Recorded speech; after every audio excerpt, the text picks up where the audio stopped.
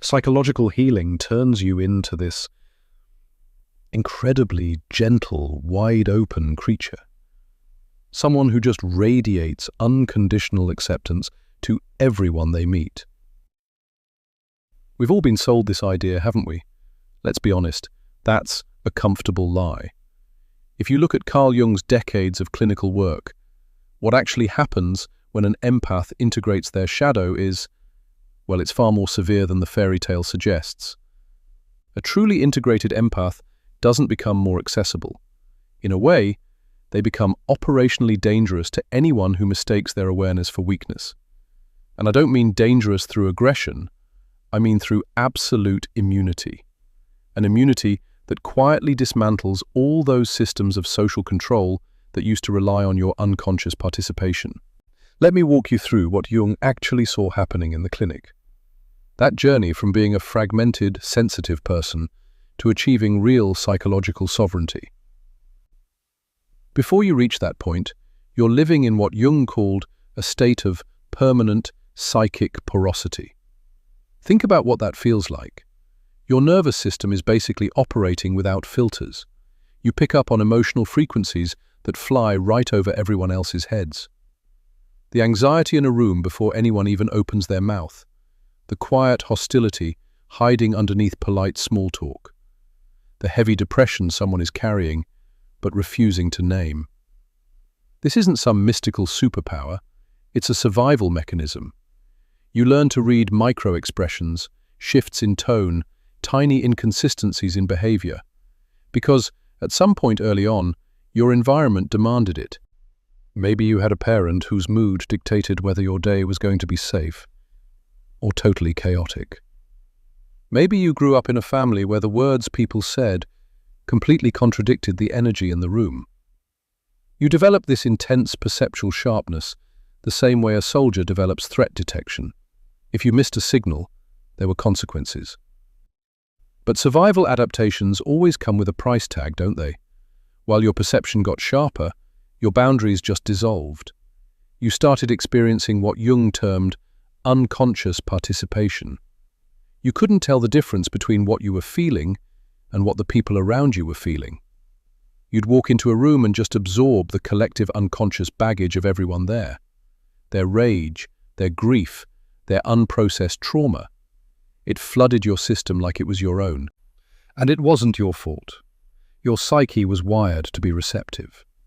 But without a strong sense of self, that receptivity just turned into indiscriminate consumption. You took on other people's darkness because you simply didn't have the framework to realize it wasn't yours to carry. When you're unhealed, you build your whole identity around this. You actually start believing your purpose in life is to metabolize other people's pain. You become the family therapist at 12 years old, the friend who always gets it at 18, the partner who can excuse anything at 25. And with every new role, you bury yourself a little deeper under all that borrowed suffering. You didn't have boundaries because setting a boundary felt like rejecting someone. You didn't have limits because limits felt like abandonment. You'd say yes while your body was absolutely screaming no. You smiled while you were falling apart inside.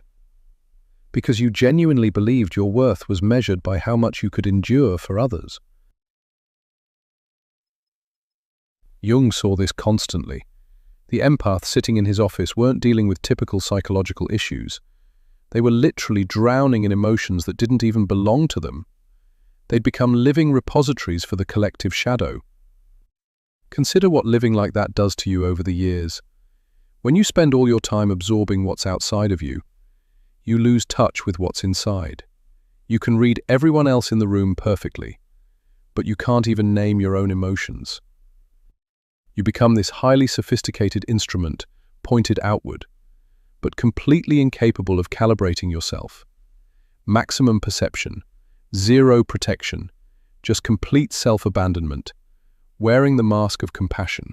Jung knew something fundamental about human nature. We rarely choose to grow. We're usually forced into it by a crisis. And for the empath, that crisis almost always comes in the form of betrayal. Not just a normal disappointment, a betrayal that completely shatters your operating system. Usually, it's the person you tried the hardest to protect, the one you absorbed the most pain for, and then the truth comes out. They've been lying. They've been using your empathy like a natural resource to be mined. They didn't see you as a person. They saw you as a function. That moment, it's critical. Not because it breaks you, but because it forces a choice you can't put off any longer. You can keep absorbing, keep making excuses for what you know is true, keep betraying your own perception just to keep the peace.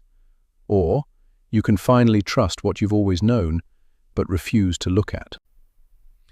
Jung called this the encounter with the shadow, but for you, it means confronting your own suppressed rage, your denied aggression, your ability to just cut ties. All those traits you always thought made someone a bad or selfish person. They're waiting for you in the shadow, and to heal, you have to claim them. It is not a gentle process. You don't integrate your shadow with positive affirmations. You integrate it by finally admitting that you've been complicit in your own destruction.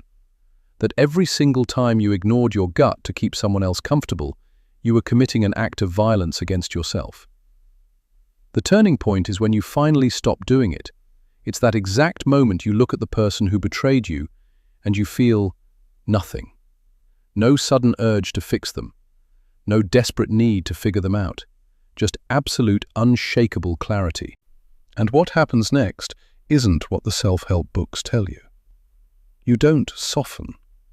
You don't become more trusting. You sharpen. Integration means taking all those suppressed qualities and finally putting them to use.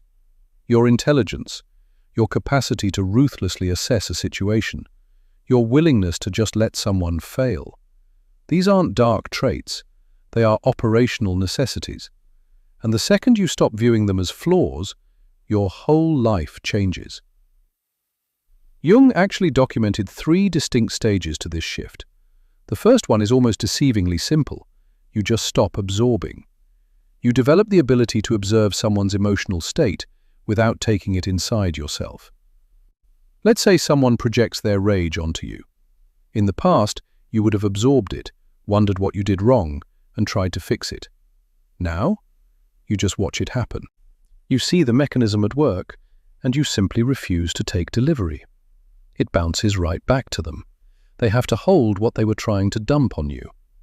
And let me tell you, most people cannot handle that. They'll escalate. They'll call you cold. They'll say you've changed. And they're right.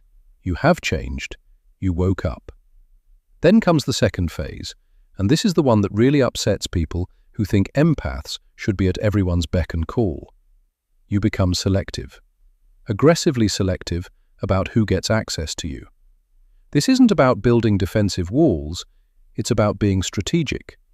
You can still be profoundly present and deeply loving, but now you reserve that for people who actually do their own work, people who respect your boundaries. For everyone else, you're just unavailable. You go from being an open door to a threshold with very strict conditions, and you don't explain them, you don't apologize for them, you just live by them. You stop being nice, which is really just avoiding conflict, and you start being kind, even if that kindness means letting someone deal with the consequences of their own actions. And then there's the third stage. Honestly, this is the one that might genuinely unsettle you if you fully grasp its implications. By this point, you're not just empathic anymore. You become predictive. Think about it. All those years of absorbing emotions, reading rooms, sensing intentions, you were quietly building a massive database of human behavior. When you were unhealed, you felt guilty for knowing things. You second-guessed your gut.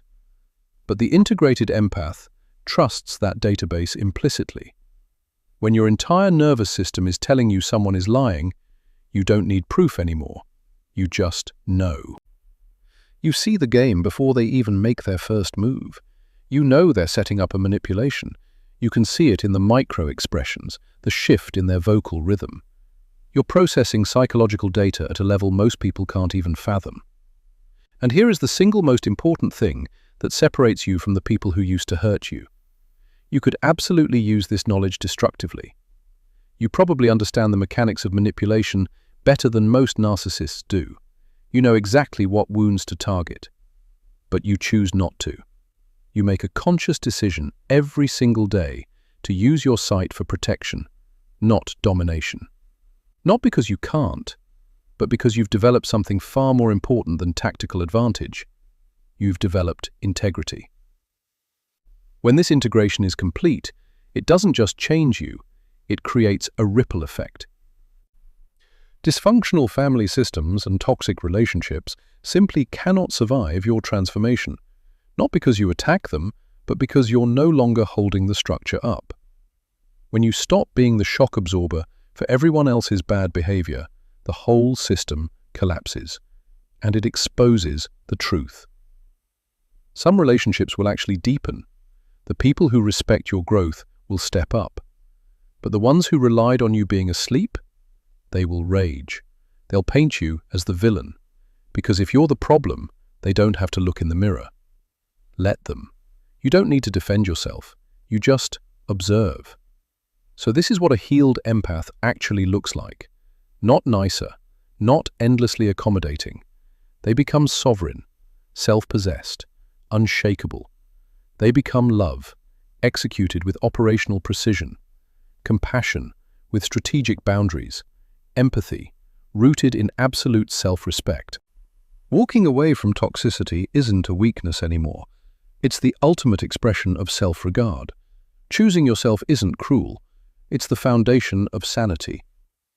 Your breaking point wasn't the end of you. It was your initiation. Your sensitivity was never a liability. It was your instrument. And now that you know how to play it, you are completely unreachable to anyone who isn't awake. That is what Jung meant by individuation. Thanks for watching. Like, share, and subscribe.